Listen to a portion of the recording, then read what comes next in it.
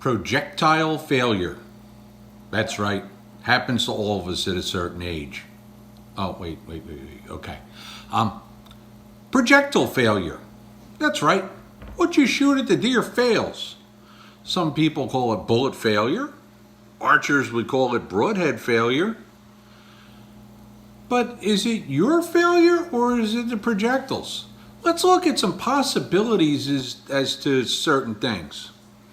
I talk a lot about guns and ammunition, but I also bow hunt a lot, okay? It's not that I'm leaving bow hunters out. It's just not the time of the year where I'm going to talk a lot about bow hunting. So let's talk about both. Recently I did a video and I talked about how one of my favorite bullets to shoot out of a rifle at a deer is a Sierra Game King. And without fail, somebody said, you know, I shot some deer with the Game King and I've had a couple bullet failures. Okay, well, not that either I or that person elaborated a lot about where the hits were on the deer. I'm going to believe them. Why? Because not every bullet rolls out at a factory perfect. There are mistakes made.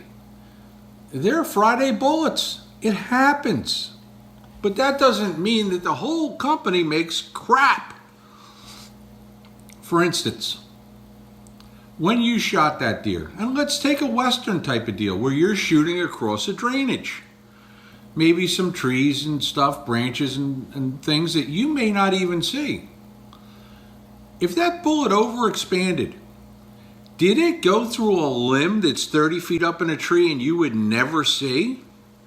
It's a possibility. If you're still hunting in the woods, scope's on low power, whitetail jumps up, pull the trigger, you go there and there's a massive hole on the shoulder of that deer.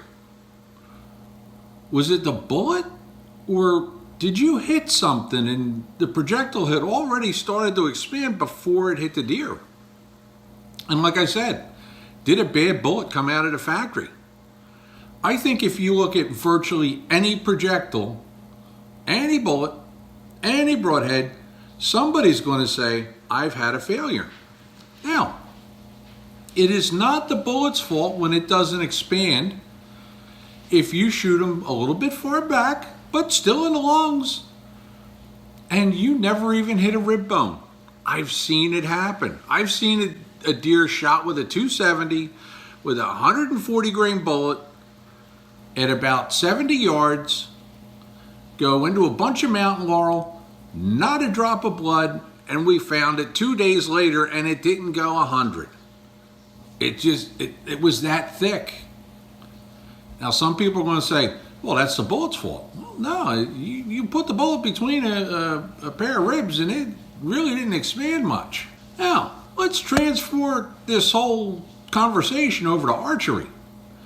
Because man, there's a lot of broadhead failures in archery. Just ask people. It's never the archer's fault.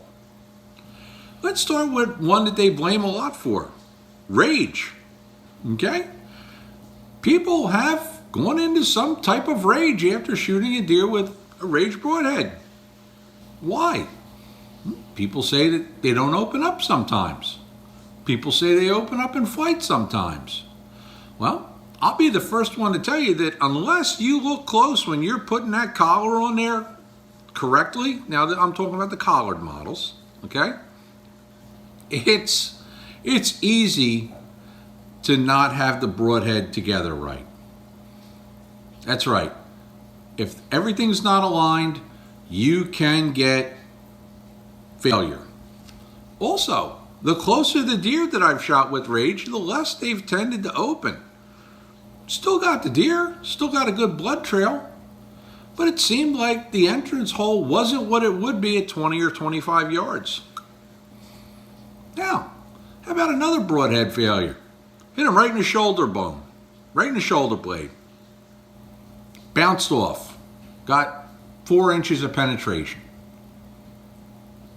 Took all the blades right off the head.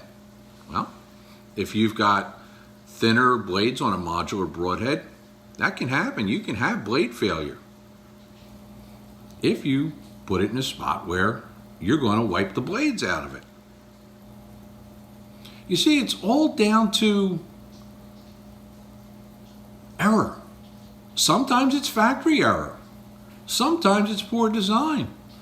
But a lot of times it's hunter error. I've been guilty. Right here. I've done it. But then again, I've recognized when I messed up.